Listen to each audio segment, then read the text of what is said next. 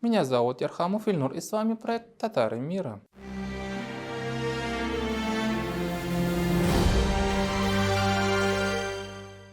В России хотят поставить памятник Тамерлану, хромому Тимуру, в Самарской области. СМИ уже раструбили, что инициатива воздвигнуть памятник среднеазиатскому деспоту на российской земле исходит от самого официального Узбекистана. В соцсетях циркулирует постановление Кабинета министров Узбекистана на этот счет. Идеологически инициаторы установки памятника Тамерлану объясняют свою затею так. В 1391 году в реке Кондурче, что сегодня в Самарской области, состоялась масштабная битва между золотоордынским ханом Тохтамышем и среднеазиатским правителем Тамерланом. Битву, к сожалению, наш татарин Тохтамыш проиграл. Тамерлан же будто смерчем прошелся по поволжским городам Золотой Орды, сжег и разрушил город Болгар и другие города. Урон Золотой Орде был нанесен мощнейший. И, мол, с началом именно этого урона и начинается восхождение Московского княжества в составе Золотой Орды. И как впоследствии это приведет к высвобождению русских княжеств из вассальной зависимости от татарского трона. В общем, Тамерлана героизирует как освободителя якобы русских из-под зависимости татар. Да, вот так, незамысловато нам хотят втюхать памятник среднеазиатскому деспоту и тирану. К сожалению, сегодня в Узбекистане сложился прогосударственный культ вокруг личности Тамерлана. Государственность Узбекистана подпитывается символически и подпитывает пафос за счет приватизации исторических сюжетов, выстраивавшихся вокруг фигуры Тамерлана. При этом сами узбеки напрочь забывают, что являются тоже наследниками государства Золотой Орды, а не государства Тамерлана. Татарская общественность, татарская интеллигенция, в том числе и Дамир Абы Исхаков и Искандер Абы Измайлов, которые уже высказывались у нас на канале «Татары мира» против установки памятника Тамерлану в Самарской области. Я же предлагаю вам, мои уважаемые зрители, комментаторы и подписчики канала, внимательно рассмотреть, так сказать, присмотреться, что же за люди в России могут поддерживать установку памятника Тамерлану на зло татарам, как средневековым татарам Золотой Орды, так и современным татарам, то есть нам, наследникам Золотой Орды. Итак, вот, знакомьтесь, первый персонаж Тамерлана Фил и писатель Дмитрий Агалаков. Он написал книгу «Ордынский волк, самаркандский лев». Понятно, что Тамерлана он называет львом, а Тохтамыша – волком. Правда, в определении золотоордынского хана волком он вкладывает негативный смысл. Если кратко пересказать книжку Агалакова, то получается, что Тамерлан принял у себя в гостях Тохтамыша, напоил его, накормил, одел, вооружил, помог зайти на золотоордынский престол. А Тохтамыш, значит, пишет в своей книге Агалаков, оказался неблагодарной сволочью по отношению к Тамерлану и пошел войной на него, за что по справедливости и поплатился. Пишет все тот же писатель Агалаков. На самом деле в такой оценке исторической личности Тохтамыша писатель не одинок. Такой взгляд на нашего золотоордынского хана Тохтамыша вообще является каноном для русских националистов-имперцев. Вот, например, что говорит в своих телепередачах русский шовинист Егор Холмогоров. Разгромленный Тимуром Тохтамыш был прежде одним из подручных Тимура. Собственно, опираясь на помощь Тамерлана, Тохтамышу и удалось захватить власть в Орде и разгромить Мамая, заняв место. Так что, если бы не Тимур, то никакого похода Тохтамыша на Москву в 1382 году просто не было бы. Проводником в мир русских шовинистов такого образа Тохтамыша является как раз писатель, татарофоб Дмитрий Агалаков. Прежде чем разобраться, что же такого гнусного понаписал писателишка Агалаков, давайте взглянем на него, как он выглядит со стороны. Вот тут, например, он раскрывает, как именно он пришел к мысли написать свою книжку, как начал писать книгу. Я превращаю историю в художественные тексты, я обживаюсь в героев. И хочу вам сказать, что даже я писал, когда судьбу Ивана Грозного в романе о Засекине, я это пережил легко. Может, я тогда был моложе. Но Тимур просто так людей не оставляет. Я целый год практически вот болел вот когда я написал эту книгу. Да-да, вы сами все услышали. Писатель признался сам, что книгу «Ордынский волк. Самаркандский лев» написал в состоянии болезни. Наверное, поэтому в тексте книги столько неприятия к татарам, татарофобия, можно так сказать. Во время болезни у Агалакова, видимо, выключились все культурные и цивилизационные тормоза, и на страницах книги потекла вся его антитатарская жирная желчь. Вообще, я вам только что показал видео со встречи историков и писателей Самарской области с делегацией историков Института истории Марджани. Они все съехались вместе и встретились, чтобы как раз-таки обсудить битву на Кондурче. А тут Агалаков и вовсе обзывает Тохтамыша мерзавцем. Другое дело, что вы просто не хотите замечать правду, потому что вы придумали себе Тохтамыша, последнего мерзавца, а вы из него сделали практически башка. Я думаю, что По-моему, невозможно это порнография. говорить. А тут писатель Агалаков рассказывает, как работает, как читает исторические источники. Весь смысл его подхода заключается в том, что он все, что читает, во все это верит. Вот эта книга была издана тиражем 30 тысяч вообще-то. То есть это не просто какой-то камерный труд. Но тем не менее, найти ее сейчас достаточно.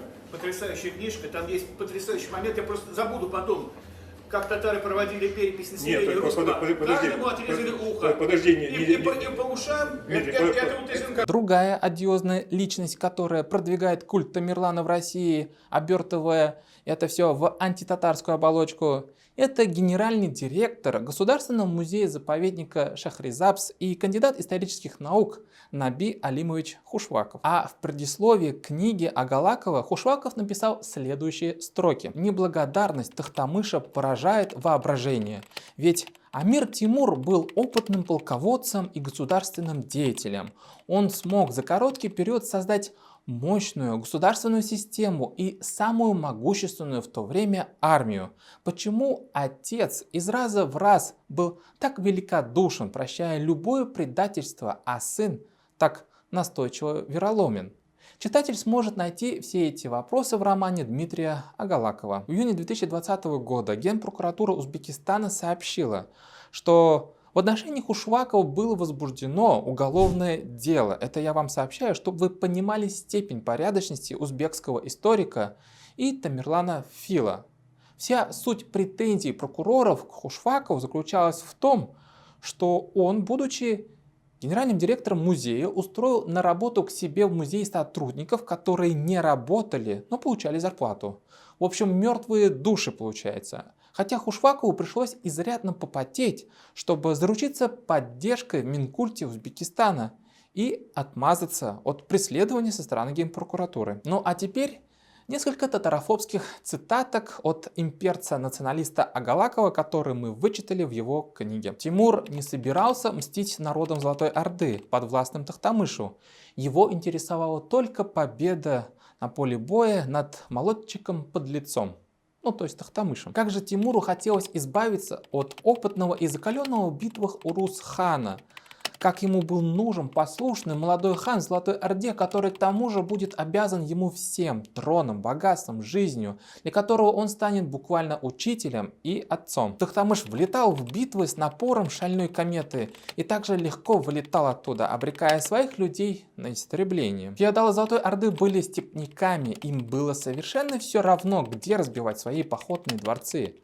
Это тебе не узбеки, привыкшие к городам. Главное, чтобы твой властелин был рядом, и пастбища были сочны и зелены, а рядом текла чистая степная река.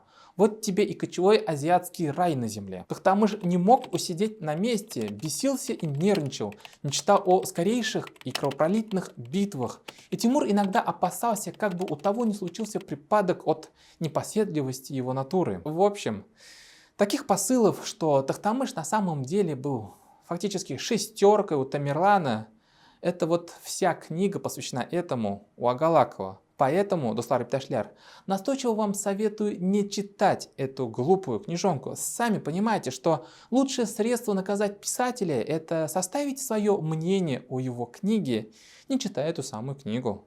Итак, перед нами встает вопрос, был ли так зависим от Тамерлана Тохтамыш? Приходился ли наш татарский хан Тимуру сыном, в кавычках, конечно. Для этого я вам советую обязательно прочитать книгу казанского историка Ильнура Миргалиева «Политическая история Золотой Орды периода правления Тохтамыш-хана». По словам Ильнура Мидхатовича, многие историки любят в своих исследованиях цитировать текст о правлении Тамерлана, написанный его обожателем Шараф-ад-Дином Аль-Езди. Читать Аль-Езди, читать его труды о том, что делал Тамерлан, это все равно, что слушать современных таких пропагандистов, как, например, Владимир Соловьев, Дмитрий Киселев, которые с телевизоров спокойно могут втирать чушь, что, мол, например, в увеличении пенсионного возраста виноваты сами пенсионеры, а власти это делают вынужденно. Вот и личный пиарщик Тамерлана, средневековый автор Аль-Езди, оставил ровно такие же сообщения о делах Тимура. Этот среднеазиатский автор, кстати, также является автором концепции, что, мол, Тимур у себя приютил Тохтамыша и помог ему взойти на Золотоордынский престол. Но было ли это так на самом деле? Итак, есть позиция, что Тохтамыш бегал за помощью к Тимуру дважды. Сначала в 1376 году, а потом в 1379 году. Но факты говорят, что в 1376 году Тохтамыш никак не мог бегать к Тимуру, потому что в этот год он уже восседал на Золотоордынском троне. Ильнур Мидхатович в качестве аргументов, что Тохтамыш пришел к власти в Золотой Орде без помощи Тимура, приводит железные, в прямом смысле этого слова, аргументы. Казанский историк обращается к материалам нумизматических исследований. Дело в том, что нумизматы уже нашли монеты, на которых было отчеканено имя Тохтамыша и которые датируются 1376 и 1378 годами. Тохтамыш также чеканит монеты со своим именем хана-правителя Золотой Орды в 1378 году в Сыгнаке, это сейчас такой город в Казахстане, и в Сарае, это находилось раньше на территории Астраханской области. А в 1379-1380 году Тохтамыш чеканит свои монеты также в Сарае, опять в Сыгнаке, в Хорезме, в Азаке, это современный город Азов Ростовской области, в Гюлистане и в Крыму, а также в Хаджитархане, ну это современное название будет Астрахань. В общем, Тохтамыш был в 1376 году полновластным, хоть и на время правителем Золотой Орды, который начал разворачивать свою денежно-монетную реформу. Если верить историкам Тимура, то получается, что Тохтамыш провел 3 года в Мавереннахре. А что сообщает татарская нумизматика? Кто в эти 3 года правил в Сарае? Монеты говорят, что в это время в Сарае правил султан правосудный Гаясиддин Тохтамыш-хан. В монетах есть еще и надпись «Да длится царствие его». И эти монеты настоящие. Кто же их чеканил, если Тохтамыш находился якобы в аксах Тимура? Как видите, в пользу того, что Тохтамыш был независим от Тимура, говорит не исторический документ, написанный каким-нибудь там автором. Это не язык пропаганды, как пишут тимуридские историки. Независимость Тохтамыша объясняется языком экономики и финансов, а конкретно дошедшими до наших дней чеканенными монетами с именем татарского хана. Второй аргумент, что Тохтамыш ничем не был обязан Тимуру, который приводит Ильнур Миргалиев, в следующем. Вот смотрите, Тамерлан воевал с Хорезмом, 4 раза ходил на этот город и конфликтовал с династией суфидов. Тамерлан воевал с Хорезмом в 1371-1372 годах, потом в 1375-1376 годах, потом в 1376-1377 годах, в 1379-1380 годах. А я вам напомню, что в 1380 году Хорезм уже принадлежал Тохтамышу, и там уже печатались монеты с его именем. Вопрос. А Тамерлан действительно мог помогать молодому Тохтамышу военными силами, если ему приходилось 4 раза ходить на Хорезм и воевать с Моголистаном и подавлять восстание в Мавереннахре? Или вот, например, интересное наблюдение Ильнура Мидхатовича. Если бы Тохтамыш был ставленником Тамерлана, то он бы изображал на своих монетах печать чагатаидов. В хутбах упоминалось бы имя Тимура, но на монетах Тохтамыш изображал свою печать. Об упоминании имени Тамерлана или его подставных ханов в богослужениях в Золотой Орде не пишут даже историки Тимура, изображающие Тохтамыша ставленником последнего. В целом нужно понимать, что да, Тохтамыш не выиграл ни одной решающей битвы, но в то же время нужно иметь в виду, что Тохтамыш пришел к власти после нескольких десятилетий жестокой междоусобицы в Золотой Орде, Великая Замятня. И главный вызов перед ним стоял – это проявить себя как кризис-менеджер, укрепить внутреннюю политику в Золотой Орде через денежно-монетную реформу. Культ же вокруг Тамерлана у узбеков в Узбекистане понятен. Для нас и очевиден. Это история их государственности. Но нужно ли в России воздвигать памятник среднеазиатскому руководителю, который отвечает интересам и чаяниям другого, некоренного народа России, у которого уже есть свое государство?